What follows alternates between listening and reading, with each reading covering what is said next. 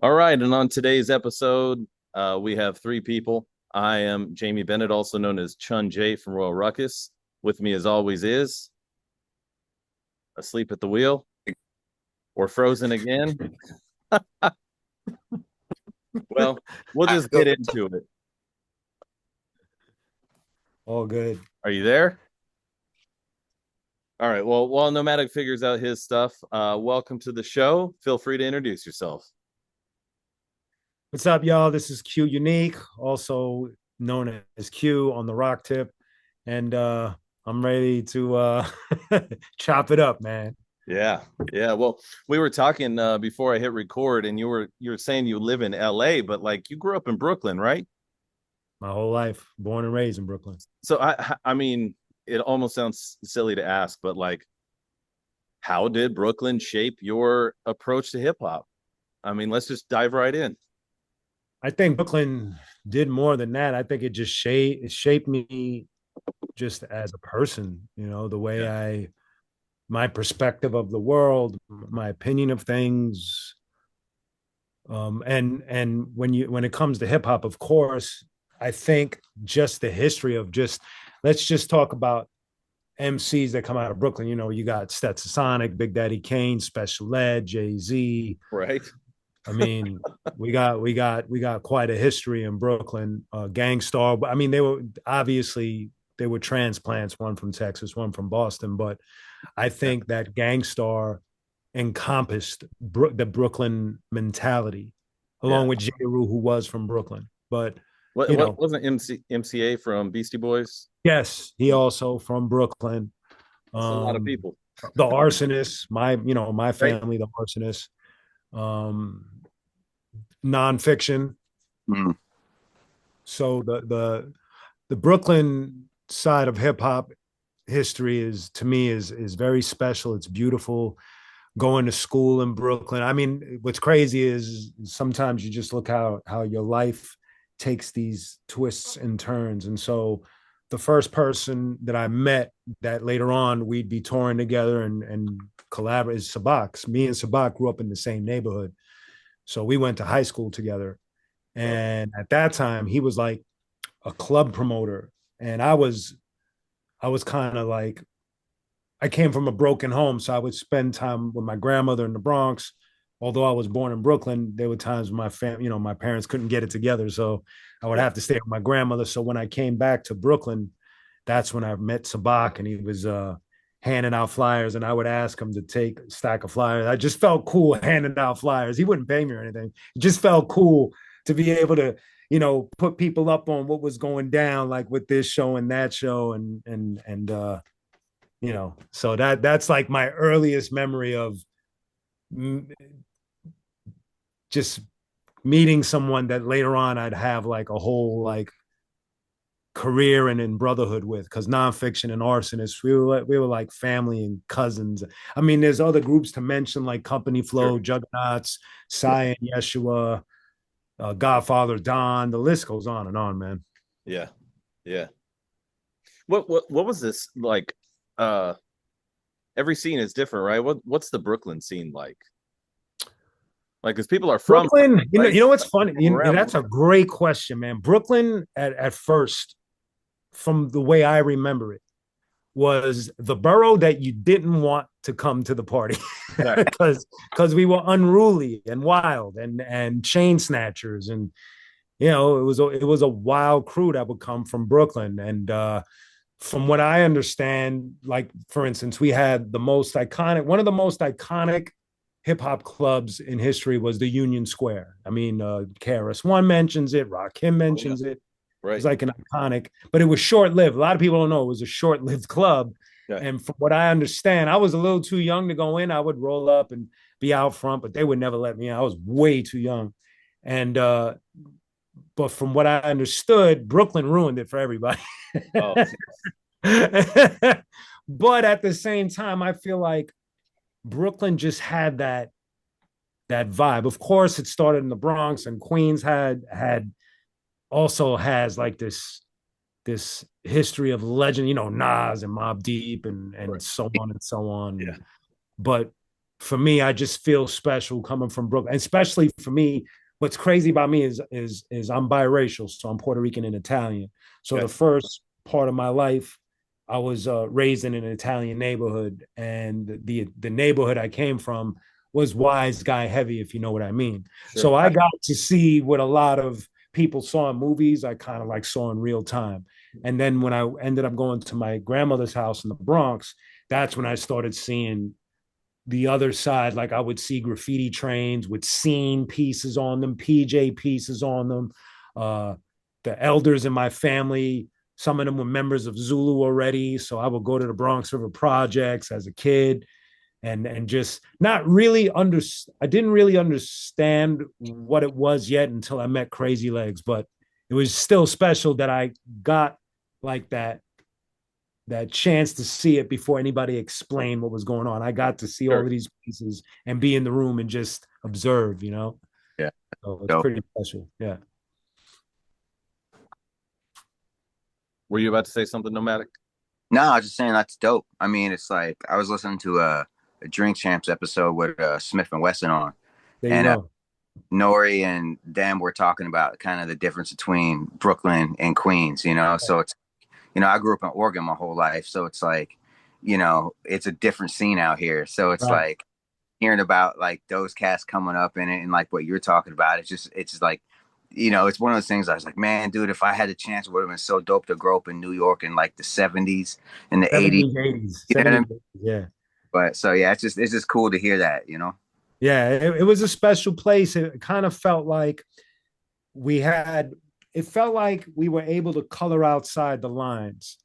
And I think in the 90s, a few things just kind of like twisted it in a way where it kind of, this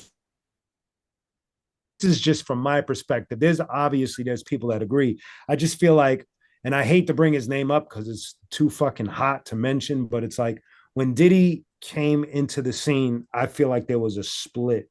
Facts. Just kind of like you either wanted to dance in a shiny suit and hold a bottle and throw money, or you just wanted to kind of like have your champion hoodie and your Timberlands and cipher up and pass the blunt and spit your hot verses. And so it was kind of like a weird dynamic had happened. And also when Mayor Giuliani kind of like got in office, he kind of like shut a lot of things down and kind of like twisted it. There was a lot of twisting and turning towards the 90s that kind of took away from what I remember from the golden era. For me, the golden era is 86 to 89 as far as what I saw, from KRS, Rakim, Kane, Super Lover C, Casanova Rudd, Paul C. I mean, all of these Ultramagnetics, all of these guys were, each one of them was one of a kind, and they had changed the dynamics of MCing so much that you have, to me,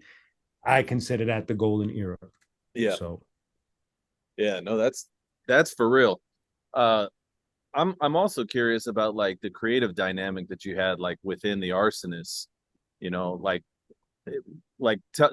me a little bit about that and how it made you guys so unique, because you guys really just had like it's not just those guys that you're talking about from that era, like that's you too. You guys have thank you. your own sound, It's kind of,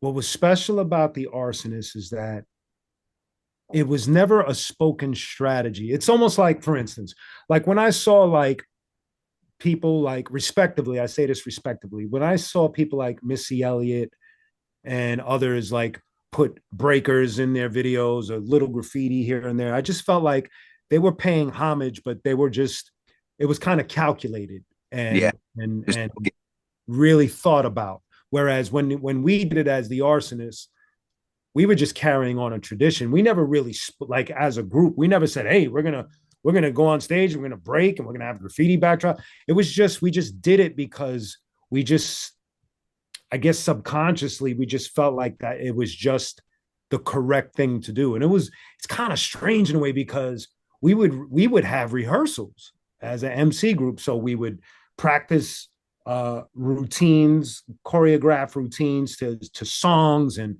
almost like taking what Cold Crush and Fantastic Five did, but kind of like giving it an upgrade where, we were in the 90s, so they had to be a little bit of a difference from what they were doing to what we were doing. Almost like, sure, we took from Cold Crush and Fantastic, but then we also took from Wu-Tang and leaders of the new school. So it's like that I think that's where the upgrade stems from, is like we knew where the foundation was, but then right before us were these two extraordinary groups, leaders of the new, Wu-Tang, and it just kind of helped with our thought process and our creative flow. And we also, the only thing we were really conscious about was coming from a rough area like Bushwick, Brooklyn. We knew that we didn't want to talk street shit immediately because we felt like everybody else was kind of like already informing the rest of the world how New York was doing as far as street life. So we approached it from a very hip hop perspective. Sure, we have moments like Venom and Seed where we go beyond the hip hop and we get more into consciousness.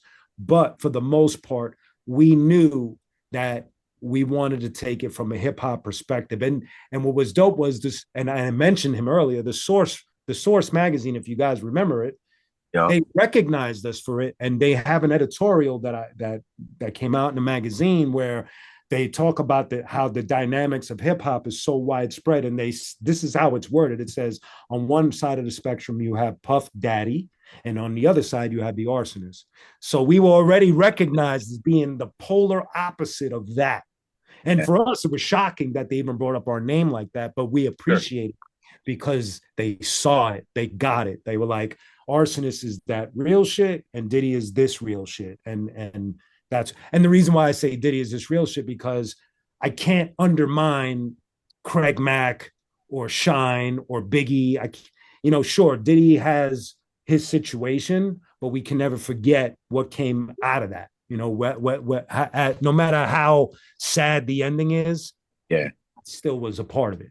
So I was never a Diddy fan. I mean, some of those Bad Boy mixtapes that came out were dope. You know, for real. But I mean that's crazy too, because it's like, when you think about it, y'all both had dancing, but like y'all just kept the tradition. Rocksteady, because I'm a Rocksteady crew member. That's what I was gonna bring. That's why I had that 12, because like a lot of people's first introduction to like you and Arsonist and stuff is through the session. But that joint was actually the first time I heard y'all. Oh, wow. And I heard the session on it was a Beat Junkies mixtape. And that's dope. That's dope. I was like, yo, dude. And so then I was just digging. Then a homie of mine had As the World Burns, and I was like, yo. And then I was just like, dude, just kept, what I'm saying? It's that whole era. I just missed that 12-inch era of Raucous and Land Speed and all those, Yeah, it was a beautiful time. That's golden era part 2 for me, because being there, and like I mentioned, all of these groups from Natural Elements, Company Flow, Arsonist, Juggernauts, Cyan Yeshua. I mean, it was an incredible, like it was quick, but it was incredible. Like all the clubs we were like popping up in. Like I mentioned Union Square, but we had our headquarters. Like we would go to Wetlands and SOBs and Tramps and so on and so forth. So I remember how crowds of people would come out and watch all of our groups get on stage, and it just felt special. Like it's something that I'll never forget. It was just the right time, right place, and it was really awesome, man. Well, I mean, even like on West Coast, you think about it, you got Hyro, Dilated, yep, Planet Asia. Yep. I mean, Master Kurt, all of them. It's like it's like it was such a beautiful time where it's like, dude, you would just walk into the record store and you'd pick something up off the strength of the label. You know what I mean? Yes, sir.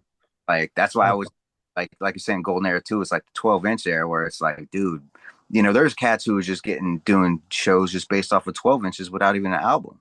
Arsonist, we booked our first tour was booked because we only had let me make sure I'm saying this right. I believe we only had one or two 12 inches. One Bobito put out, one MC Search put out. And that's all we had. And they brought us into Europe based on the strength, not just of the songs, but of our stage reputation. We had developed an early reputation of being really good on stage. And the Roots had brought us out, and Public Enemy and all of that. And so, but prior to all of those guys, it was just our session and Venom, and we were already on a plane to Europe. It was that instant. It was crazy. Wow. Well, I'm curious what prompted, because I mean everything you're talking about from your history is, amazing stuff. But Thank like you. at some point you transitioned into a solo career. Yes. Wondering like what caused that shift in your artistic focus to go out on your own? That's a heavy question. I'm gonna be real with you. It was failure. It was our failure of not understanding what we had, and just being real with you. We failed to understand what the Arsonists had, what our relationship with our label was, because normally artists will get on and they complain about their labels. Oh, the label did this. In our case, Matador Records was perfect. They understood. They did the right thing. They pushed us in ways that I don't think any other label would have. I mean, they had us on MTV, and they had us on stages. Like I mentioned, we done shows with Pavement and John Spencer's Blues Explosion. Aside from going out with the Roots and Public Enemy, and Matador was beautiful. It was just us. We really didn't like. Had I had an opportunity to sit with somebody like RZA or somebody and be like, how were you able to keep your group together for a long period of time? Right. And get those notes and get that. I didn't have anybody, like none of us had anybody that could get in our ear and be like, hey guys, you need to slow down and focus on A, B, and C. I remember the label, the one thing that they were trying to get us to understand was staying on the road a lot.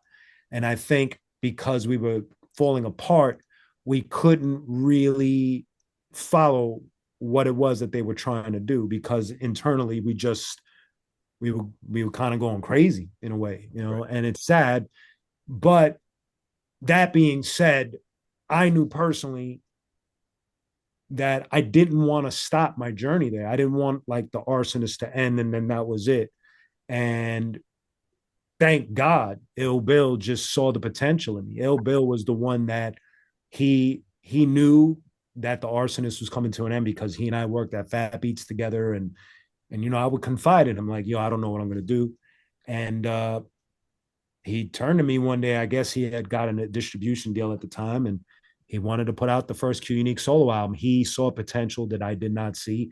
And the reason why my first album sounds so different from an Arsonist album is because of Ill Bill's influence and his input as to where I should go, because he knew me as his friend. He knew my life personally. And so he knew those stories that I told on Vengeance Is Mine about the setup and Father's Day and all of that. So it was his idea. He was like, you got to tell people your truth. I think people need to hear your truth because it's so fucking bizarre that you need to share it. And he was right.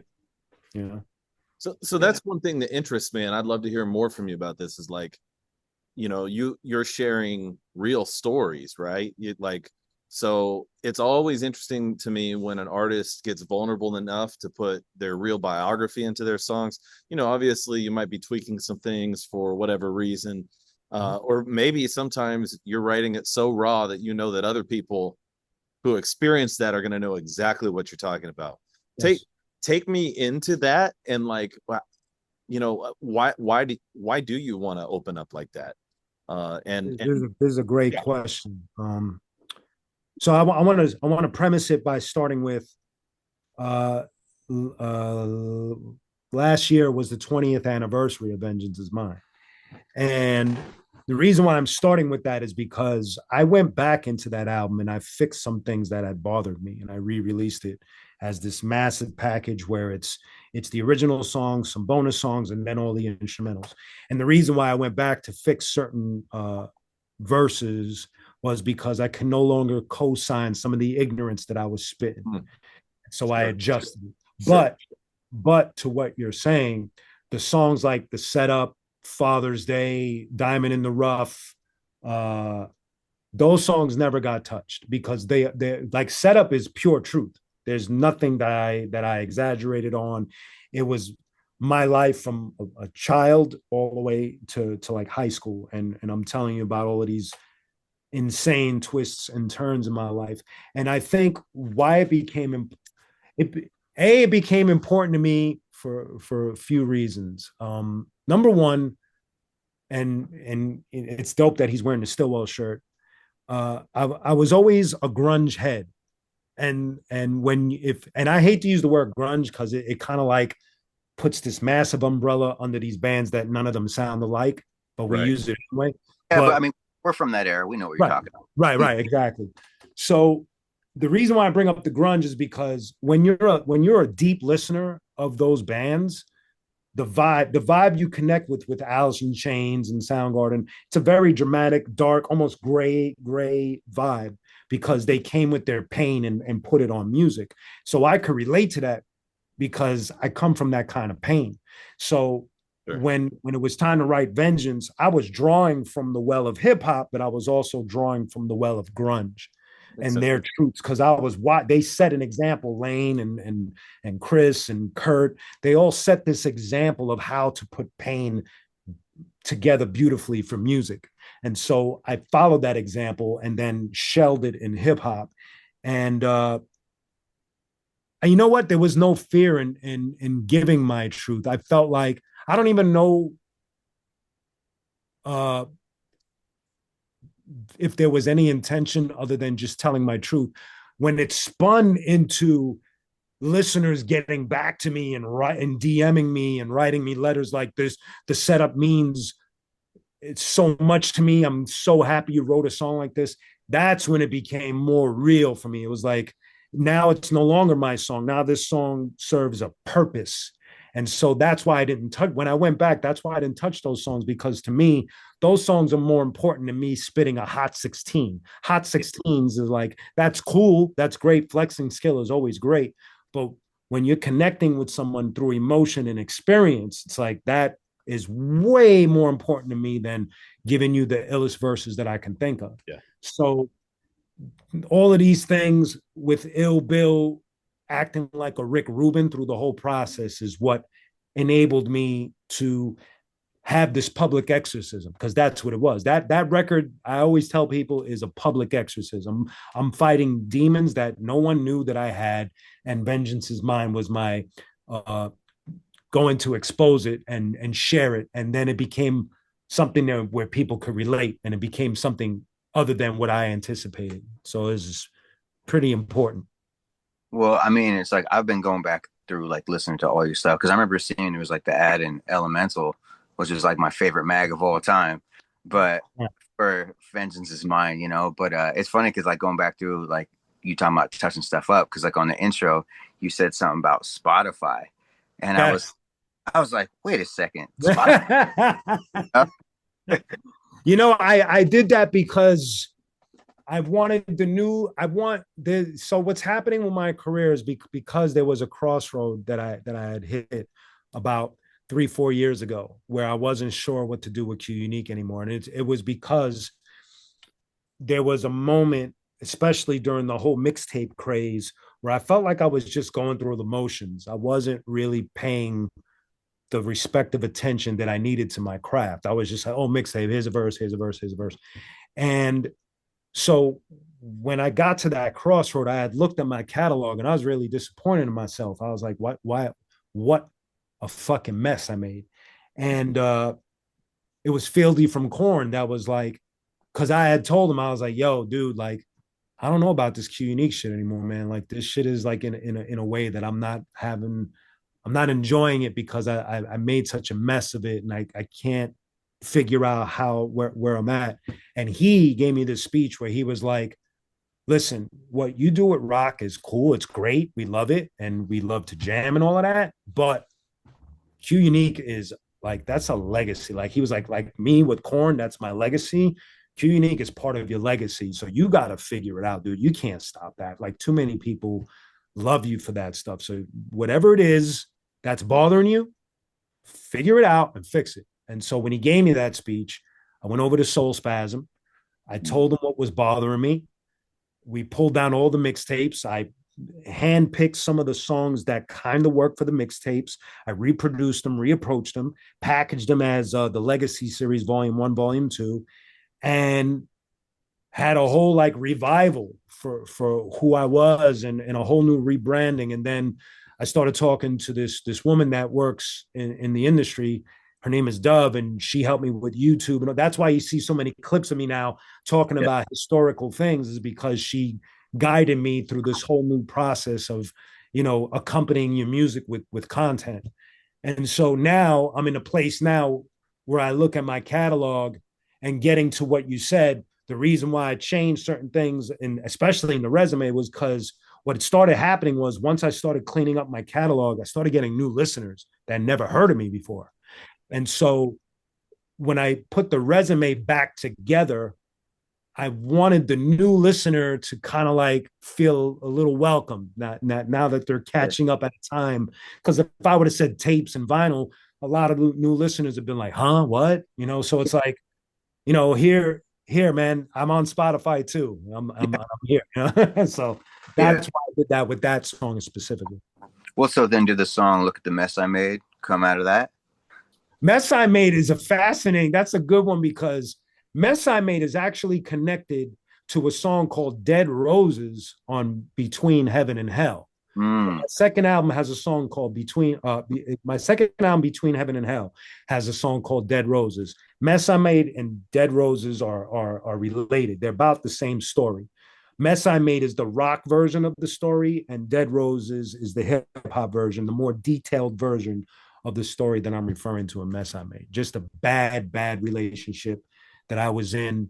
And no matter how much I tried to help this girl, it just became more and more of a mess. That's dope. That's like A side, B side. Yeah, it was weird because another person had pointed out the two songs they had asked.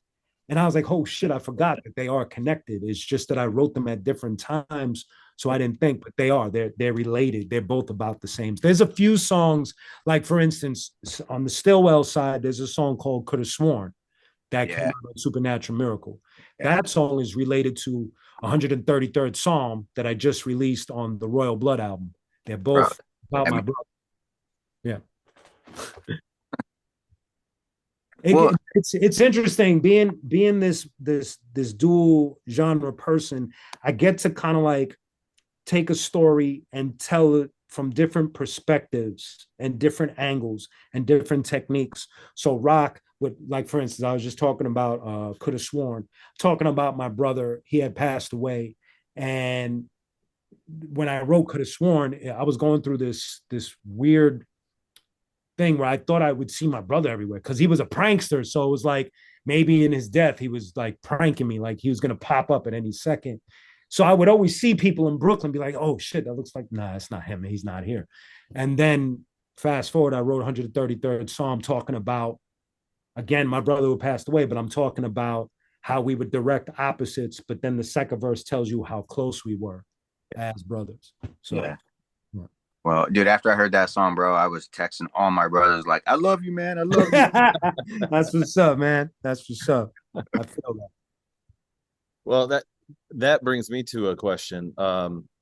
Take me a little bit more into like how your family background and your experiences may have influenced just your love for hip hop itself. And kind of like where my background to that story a little bit is just that a lot of artists, we have villain stories, we have superhero backstories, so to speak, that like caused us to pour into that. Can you take me into how that's impacted your artistry and life? Yes. So on the music side, my mother was a singer-songwriter. She and her and my uncle had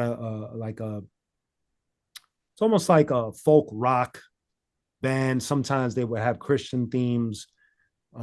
And so musically, aside from the way my father was with me, watching my mother go to band practice, with my uncle and drummers and bass players and guitar players and them writing lyrics, that, I had a front row seat to watching a band put together music and good music as well. I don't have any my uncle had passed away, so I don't have any copies. I just remember it. I remember it being very hooky and very catchy, which helped me when I started writing for Stillwell. Oh, sure. And my father, although he serves as a villain in a lot of my songs because he was a crazy motherfucker, he, for some reason, he can't explain it. No one can explain it. From the minute I could walk, he always pushed me to entertain people. He's not an entertainer. He played trumpet, but he had a lot of stage fright. So he has no real stage experience. Like he's terrified of it. And so he would have these weed parties and like have me 4 years old, 5 years old. He had like a little microphone that he bought at Radio Shack, for those that remember Radio Shack. Yeah. And he would give me the mic and he'd make me like sing like James Brown or Beatles songs for the guests. They were all high and drunk. So they would tripping like watching this little kid like just get into character. And so before my father like really like lost his way, he was like kind of molding me as an entertainer, but that wasn't even his intention. He just, I don't know, we both can't explain it. Like he would watch certain entertainers, like I remember when Saturday Night Live was a hot thing and he'd stay up and watch whatever band was going to perform. And he'd make me watch the bands, forget the comedians. He'd tell me like, look at the way they deliver the lyrics. Look at their eyes, look at their man. That's how he was educated. So as a little kid, I'm sitting there and I'm watching it and he doesn't even realize I'm really listening to what he's telling me to watch. And I'm learning these mannerisms. So by the time I hit the stage for the first time, I felt like somewhat of someone that had trained already to get on stage. Like there wasn't much fright. I kind of knew what I wanted to do. So that's how the dynamic of my parents molded me. And then obviously, if you listen to Vengeance Is Mine and Between Heaven and Hell and other songs, the home life was chaotic. So what it served there was it just gave me a whole lot of shit to write about, both in rock and in hip hop, because my father was a very extreme, impulsive character. I describe him to a lot of people like he would be someone that you would see in a Quentin Tarantino movie. Like one of those guys, you know? So being around that just exposed me to the streets quicker because he was a street guy. They didn't really pay attention if I got on a train at night. I was a young kid and getting myself into trouble and things of that nature. So the streets of Brooklyn, my father's chaos, my parents' love for music. And when it comes to heavy music, rock music, my cousin Peter, who I named the Stillwell mascot after, he was the first person to introduce me to Black Sabbath.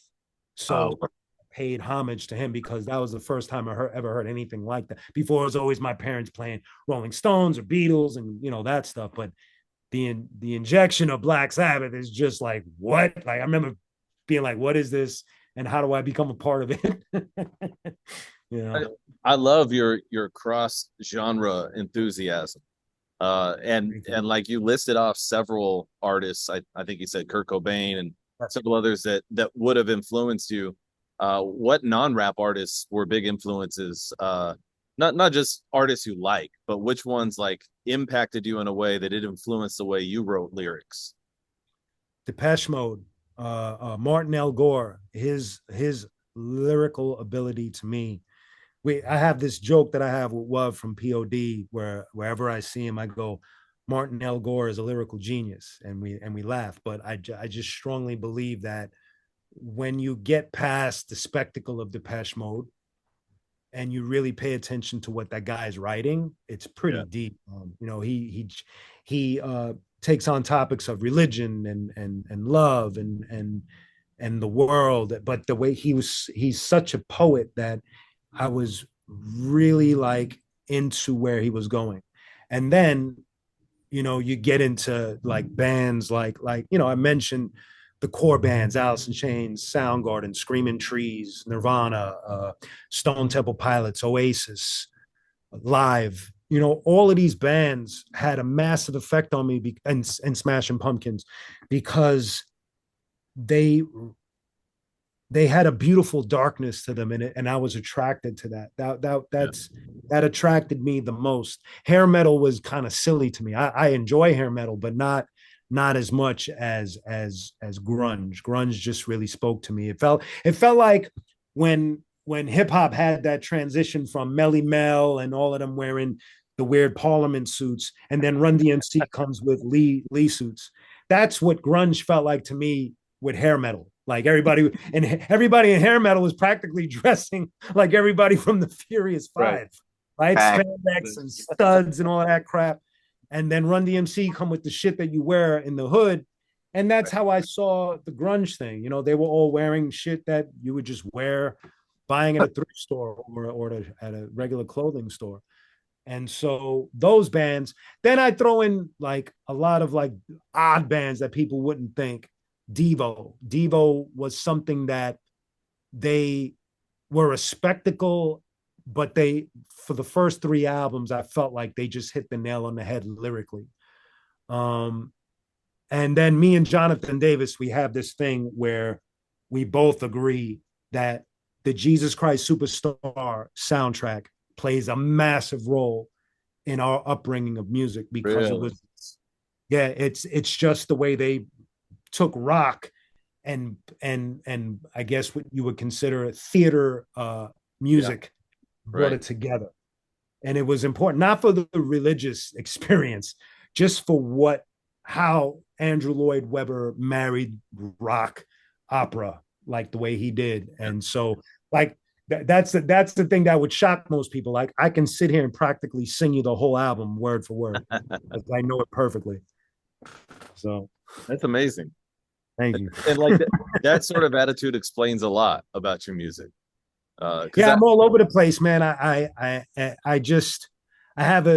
reached the point now where I have a deep love for most music. Some music, whether it's rap or rock, some of it kind of loses me. Some of the modern stuff kind of loses me at times. I do my best to not be as cynical or as judgmental as most people are, but I can see why the complaints are there. I can see it. I can hear it, so. Hey, Q, I'm with you. Like, I try not to be the quote unquote old head, but it's hard sometimes. But here's what's wild though, man. It's like my son, he's going to be 20 this year. Mm-hmm. He's the one who actually got me into System of a Down. That's amazing. I would listen to them, but I never really checked them. Yeah, but they're amazing. But he's like classically trained. He's a violinist. And so he comes from stuff from a musical aspect. And so he's like, yo. And so, dude, like I've been on, and now my daughter's in the System of a Down. And me and my son are doing like Toxicity duets every night. It's just, That's dope. You and I have something in common because my son is also classically trained. Right now, he's 25. He plays 5 instruments. He was in jazz competitions, but his like your son, his knowledge of music is a massive. Like I learned from him now. Like I'm learning about all these new bands like Car Seat Headrest and I forgot the other band, Pup and all of these new bands the Idols and bands that I wouldn't have caught unless he pointed out. And then he's also responsible for sitting me down and making me listen to Tyler, the Creator. If he didn't do that, I probably wouldn't have paid attention. And I actually appreciate that guy. He's actually like his latest album to me was it's a masterpiece. I think for what he does for him, I think it's a brilliant album. So it's good to have kids that are like musically inclined and kind of have like this broad sense of what they're going to listen to. And they're not really as judgmental as us old folks would be. So it's good to have that plug. It's crazy. I remember like POD, last time POD came through here, it was 2019 and it was like the Circles tour. And so I took it was like his first concert, right? And I remember asking him after it was over, I'm like, what'd you think of the concert, dude? Because he was trying to just play the back. I'm like, no, we got to get up front because it's not the pit's not there. It's actually calm up front. Yeah, for And POD, yeah. like after it was over, I'm like, what'd you think, dude? And he's like, it was kind of like in between like a boxing match and a sardine can. I'm like, but then the funny thing is he got wubbed to like, because he brought the booklet from the Satellite album. Nice. And so he got Wuv to sign it, but Wuv kept the pen. And to this day, he's just like, bro. I'm gonna tell Wuv when I see him, yo, man, you got that pen on you? Well, dude, here's what's wild is like, I don't know how I stumbled across Stillwell. I think it was the Killing Myself to Live video. But nice story to that video.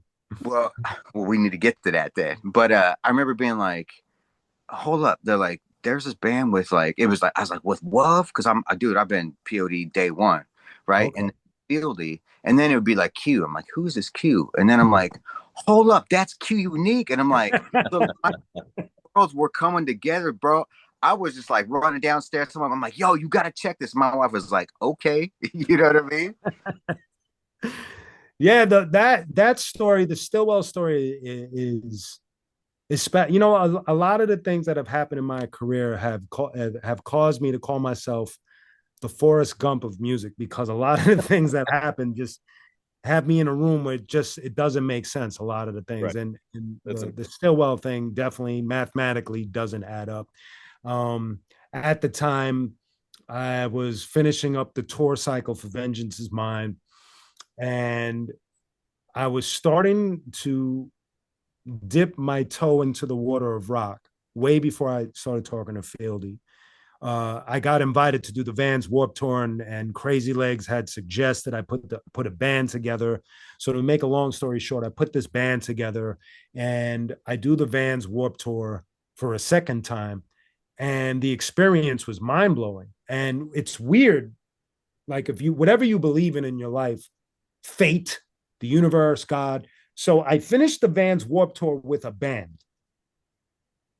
And right after I finish, I get a call from Bobby from Tribal Gear, the guy who owns the clothing company Tribal Gear. And he asks me, would you record with Fieldy from Korn? And my response was just so lukewarm. I was like, yeah, sure. Because I didn't fully grasp what he was asking me. It was more like, you know, as a rapper, you always ask, yo, give me a verse. So that I kind of took it the same way. Like, oh, another verse for another song. Okay, cool. And so I flew out to California at that time, and I meet Fieldy. And the first night that we're hanging, we write Kill Myself. The chemistry was instant. I produce all the keys and the drums and all of that. He plays guitar, bass. He had just became a Christian, so he as I was leaving his house, his studio, he pulls me to the side. He's like, "Yo, I really dig what you do, but could you do me a favor with this song? Please don't curse on it." Because he had just listened to Vengeance Is Mine. So I was like, I thought it was a strange request, but I was like, okay, that's cool. You know, in my head, I was like, Rakim never cursed. I think I can handle it. So I write the song. Korn ends up in New York several months later. We meet up. We play the song. He's excited. He turns to me, he goes, what's your schedule like? And I'm like, I just finished my touring cycle for Vengeance Is Mine. So I'm just going to be going into writing for the next album. He's like, you want to come on tour with Korn? I'm like, fuck yeah. And that lasted for 17 years. That one question of these two people, that one calling me to get on a verse, one right next to me saying, you want to go on tour with Korn, altered my life. I thought I was going to become a member of Wu-Tang, which was never going to happen. And instead, I end up going on this life-changing experience trip with Korn.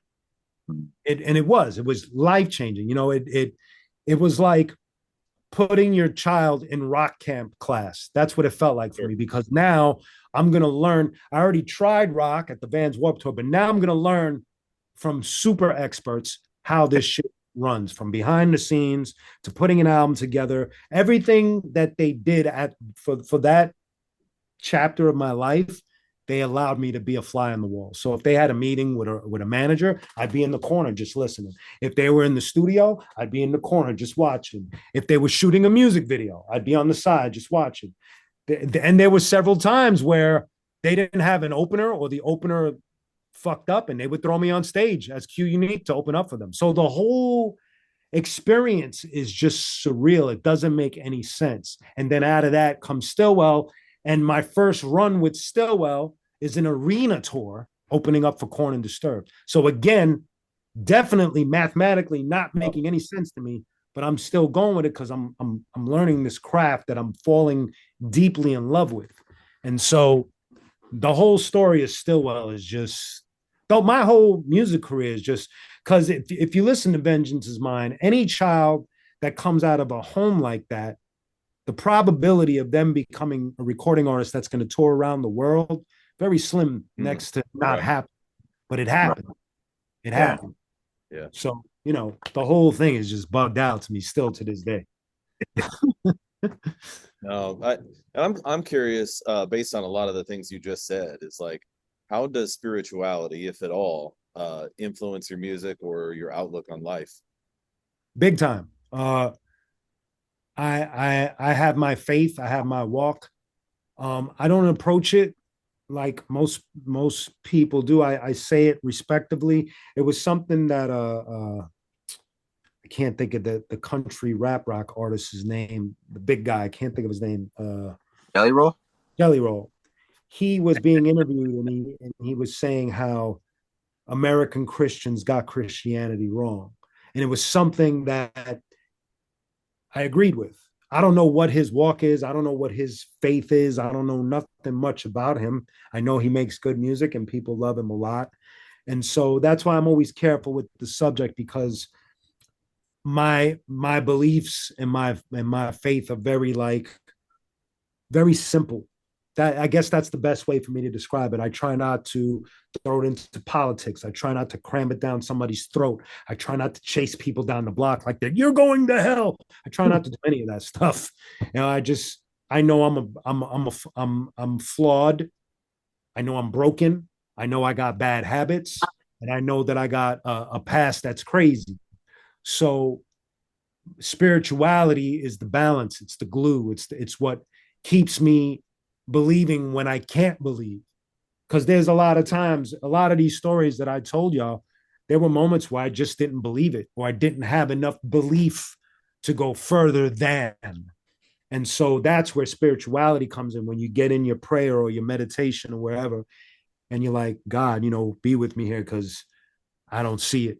You know, so it's very important. And I actually talk a lot about my tug of war in a lot of my music. In a lot of my music, I talk about, you know, being challenged with having blind faith. Because to me, it is.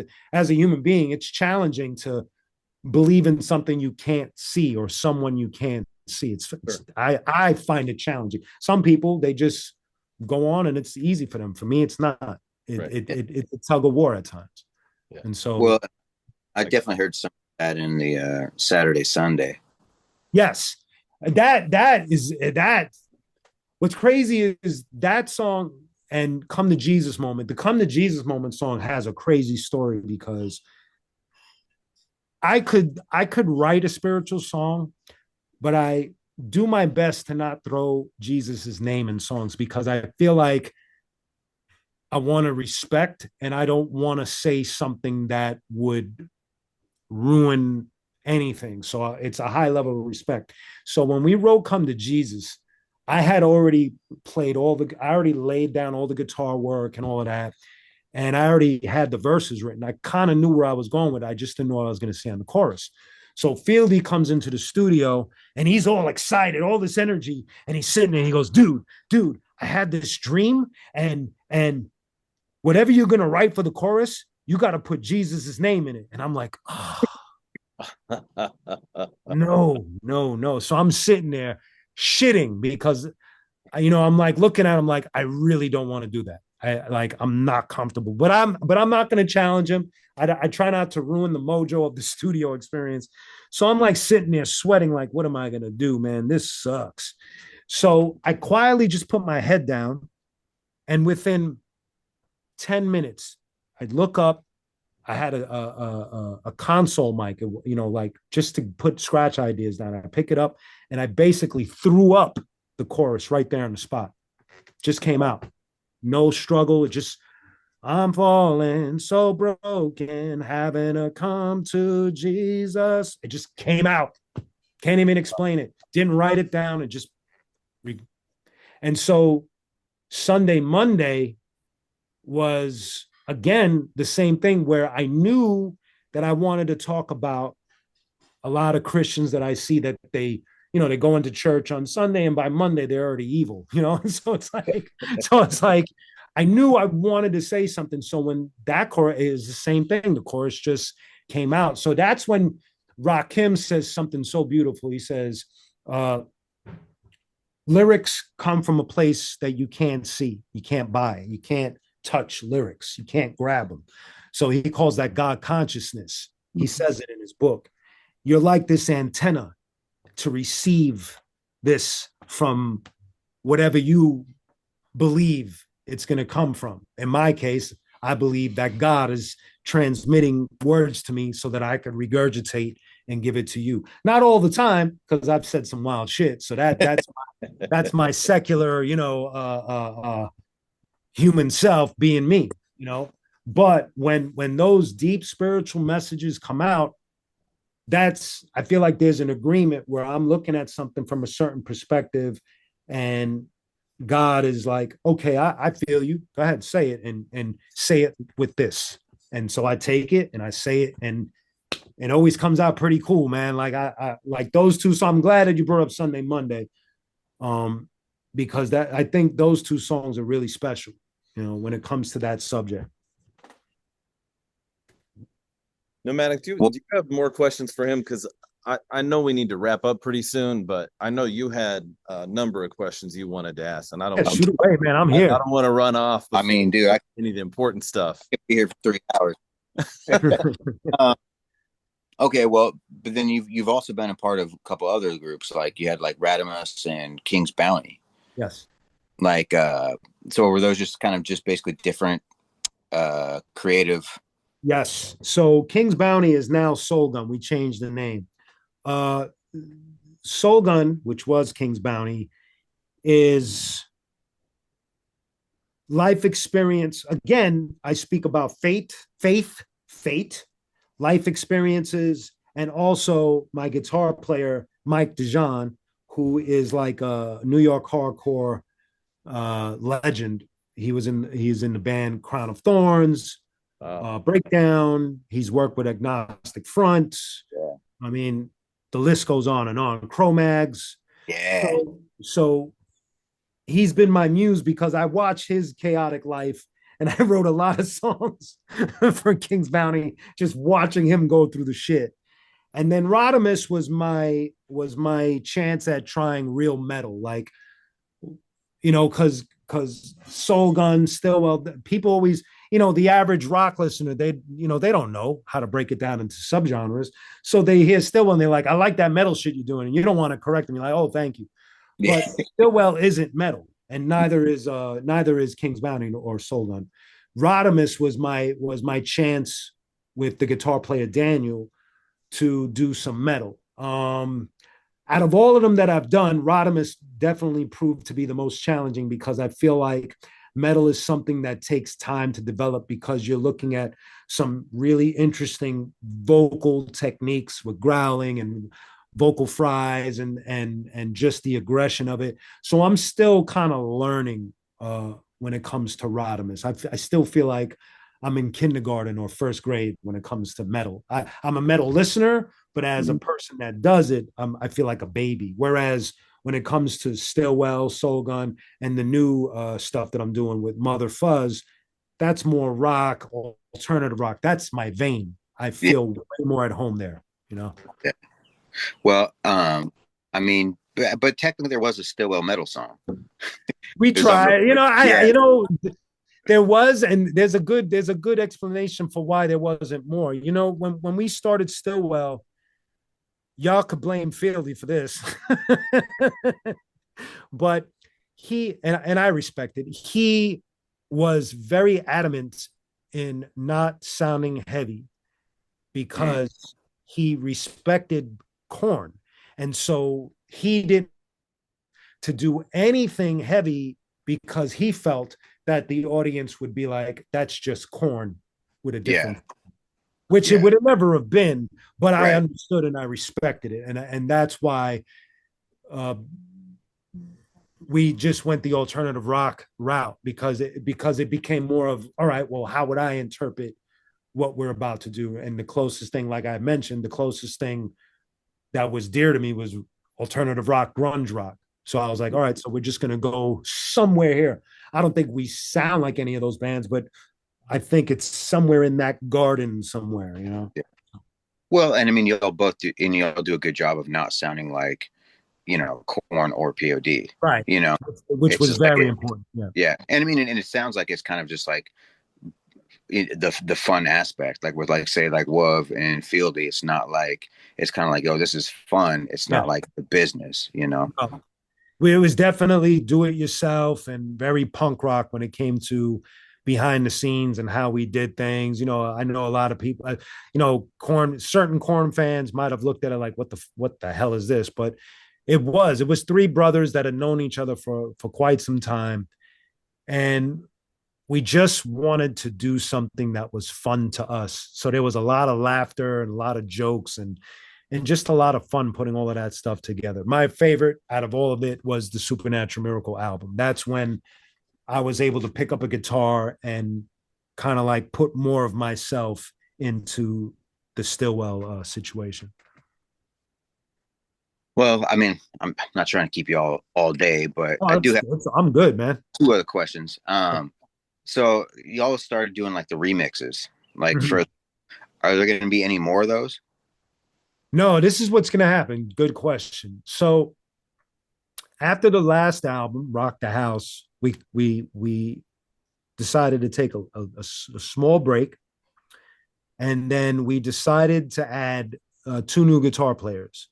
We added Jamie Tessier, who was in the band Droid and Sunflower Dead, and Rob Cisneros, who had been in a bunch of bands himself as well.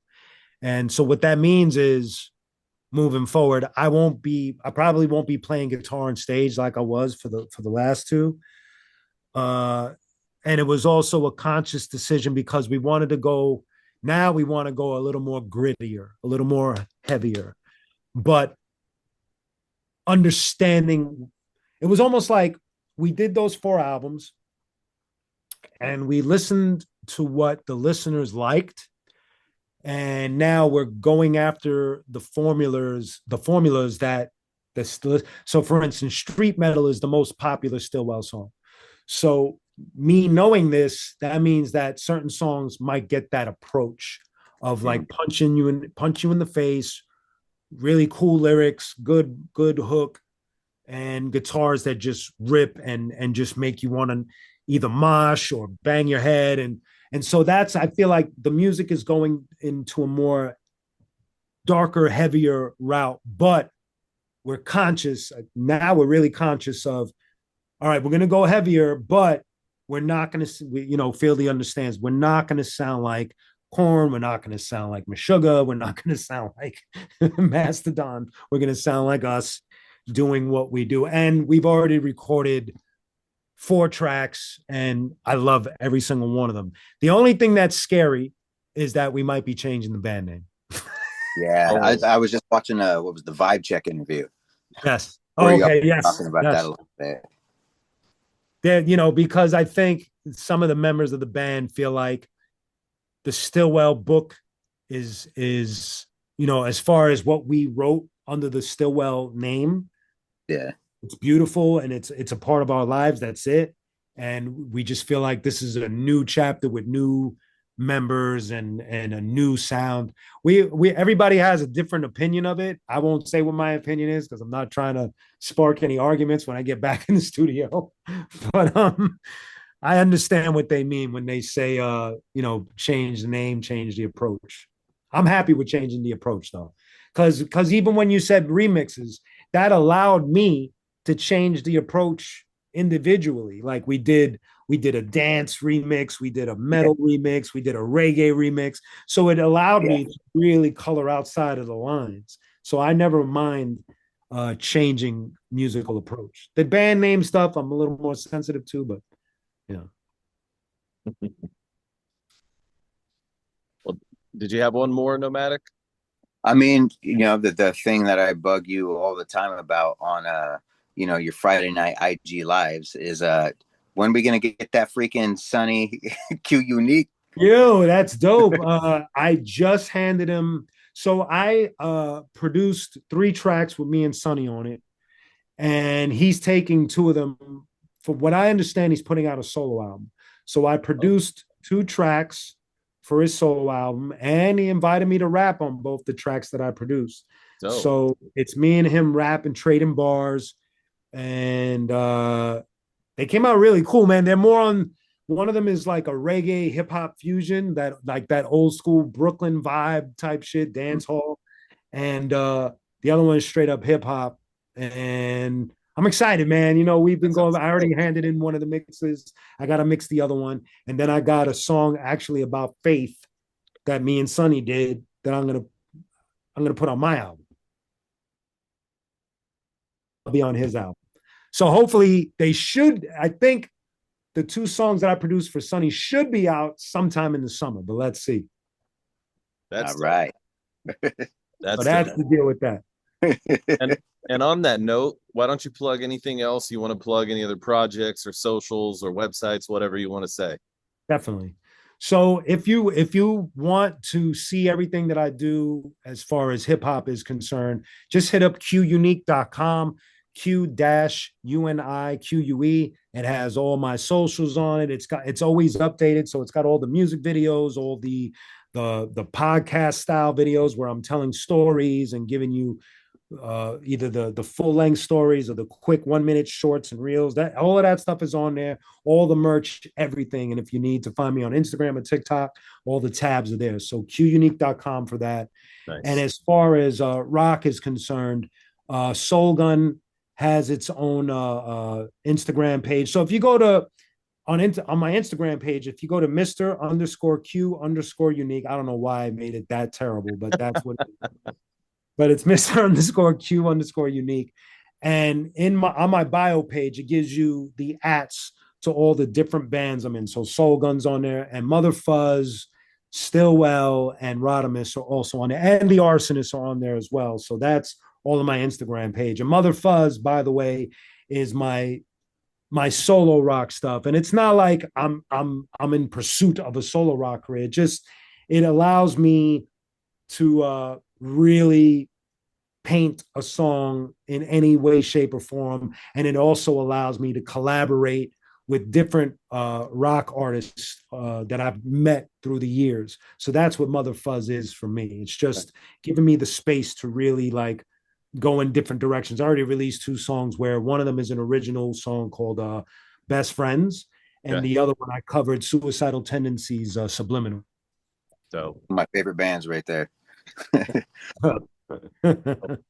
Well, for the listener, if you enjoyed this episode, please give us a 5-star rating wherever you're listening. Give them a 5-star rating, son. You just got to go right for it, all the way to the top, because that is the caliber of this show. Yes, sir. No, but on a serious note, we're at Brews Beards on Instagram, and we're brewsbeards.com, where you can find all the archives if you want to find a particular show, because we've had a lot of great rappers and non-rappers on the show. In other things, my crew, Royal Ruckus, has our Mr. Rogers series coming out. So Mr. Rogers of the rapgame.com will take you there, and we'll be dropping some new mixes very, very soon. Anything you want to plug, Nomadic? Nah, man, just blessed to be here, and I'm just good day. Awesome. We got to spring one more quick question for you. Yes, sir. Put you on the spot for this. If someone said just greatest rap song of all time, what's the first thing that comes to mind? Eric B. for president. All right. That's a good one. That's a good one. And definitive. I like that, because sometimes as soon as people hear that, they say 50 different things. You know, Yeah. you knew in your heart. Yes. Yes. I mean, and what's just a side note, what people don't even realize, I think he was 17 years old when he wrote that, Holy smokes. which is insane Yeah. when you think about it. Yeah. Ill lyricism, that's for sure. Yeah. Well, hey, thanks for coming on. Really appreciate hearing your story. Thank you guys. And let's do this again, man. I'm Love around. to. That'd be awesome. Thanks, man.